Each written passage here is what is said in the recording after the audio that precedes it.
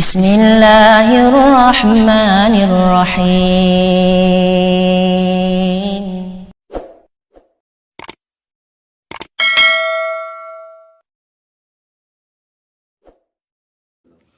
Assalamualaikum warahmatullahi wabarakatuh. Bismillah, alhamdulillah, wassalatu wassalamu ala rasulillah Muhammad ibn Abdillah wa ala alihi wa sahbihi ajma'in.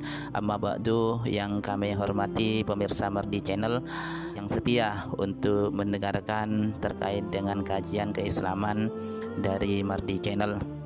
Alhamdulillah, ketika kami mengeluarkan hukum tentang sholat fida, sholat likafaratil fawad, sholat birrul walidain kemarin itu banyak respon-respon dan pertanyaan-pertanyaan kepada kami yang harus kami jawab dengan singkat. Jadi ada beberapa pertanyaan dan penting dan ada kaitannya dengan pembahasan yang kemarin, bahwasanya kemarin itu sholat hadiah, sholat fidaan, yang sholat sunat yang dihadiahkan kepada orang yang meninggal, hukumnya berbeda pendapat juga, dan bahkan mayoritas ulama ada yang memperbolehkan dan juga ada yang tidak memperbolehkan. Nah, ini berkaitan dengan yang kemarin, pertanyaan yang serupa tapi pembahasannya berbeda, yaitu bagaimana cara mengganti atau mengqadha sholat bagi orang yang telah meninggal, dan bagaimana juga hukumnya, apakah hukumnya itu diperbolehkan atau tidak.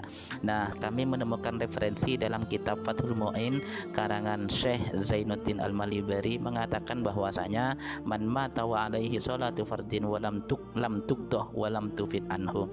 Barang siapa yang meninggal dan dia memiliki hutang sholat, maka tidak usah diqadha dan juga tidak berfaedah, juga tidak usah membayar fidyah, katanya seperti itu.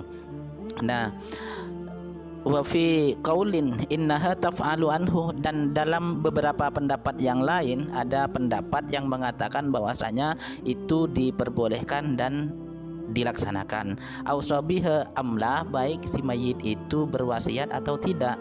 Jadi berwasiat atau tidak, kalau memang dia memiliki hutang sholat maka harus diqadai. Ini pendapat yang lain. Hakahul Abadi anis Syafi'i li khabarin fihi. Hal ini diriwayatkan oleh Imam Abbad dari kalangan Asy-Syafi'i karena ada hadisnya. Wa fa'ala bihi As-Subki an ba'di aqaribihi, dan juga Imam As-Subki ketika ada kerabatnya yang meninggal, ada familinya yang meninggal, ada yang melakukan hal itu. Jadi mengqadha sholatnya Imam Subki ketika ada kerabatnya yang meninggal. Nah, dari referensi ini menemukan jawaban bahwasanya mengqadha sholat bagi orang yang telah meninggal itu hukumnya khilaf atau berbeda pendapat di kalangan ulama.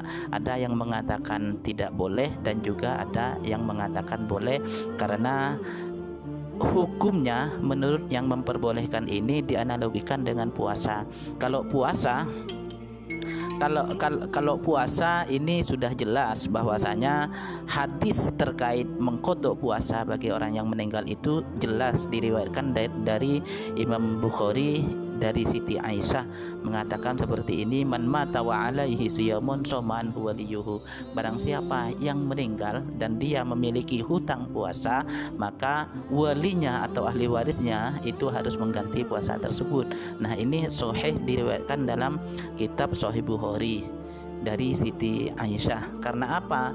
Bagi ulama yang memperbolehkan mengqadha sholat, hukumnya itu dianalogikan, dikiaskan dengan puasa ini, karena puasa memiliki dalil yang jelas boleh diganti dan boleh diqadha.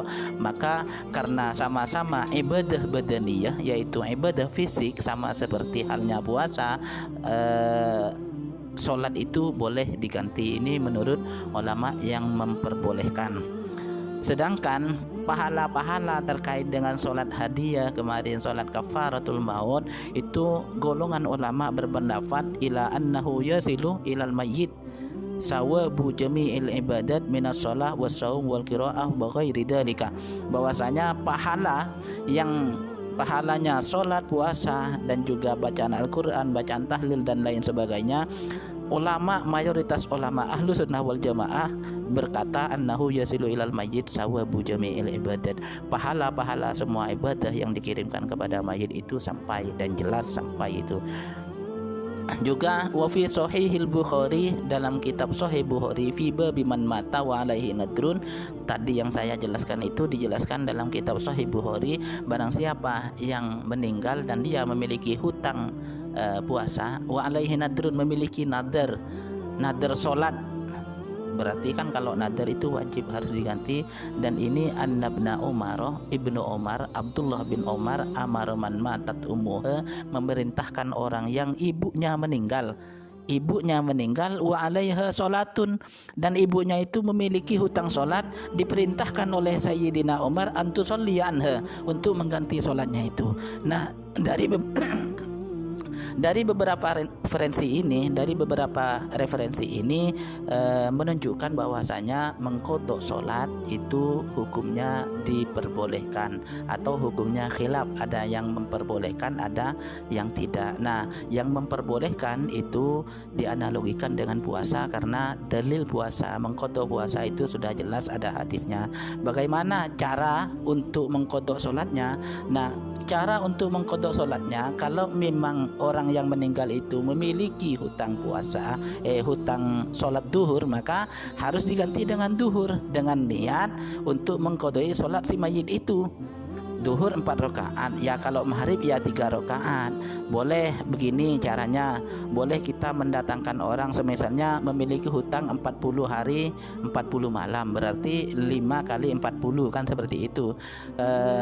Dipraktikkan oleh guru-guru saya bahwasanya itu mendatangkan orang sebanyak 40 orang dan sholat 5 waktu itu. Jadi mulai dari duhur, asar, maghrib, isya, subuh itu sholat 40 orang, dan itu sudah mencukupi. Kalau itu memang 40. Kalau hanya 5 hari yang tidak sholat, maka mendatangkan 5 orang, dan juga setiap waktu itu disolati. Itu caranya bagi ulama yang memperbolehkan. Bagi ulama yang tidak memperbolehkan, ya tidak usah melakukan seperti itu. Dari sini kita mengambil kesimpulan bahwasanya hukum yang kontradiksi, kita jangan saling mencela yang memperbolehkan, mencela yang tidak memperbolehkan, karena sama-sama memiliki dalil, maka kita saling menghormati satu sama lain. Yang memperbolehkan silahkan, yang tidak memperbolehkan silahkan.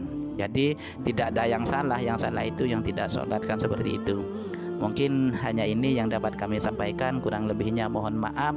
Mudah-mudahan mendapatkan ridho dari Allah Subhanahu wa taala dan bisa bermanfaat bagi kita semua. Amin ya rabbal alamin. Assalamualaikum warahmatullahi wabarakatuh.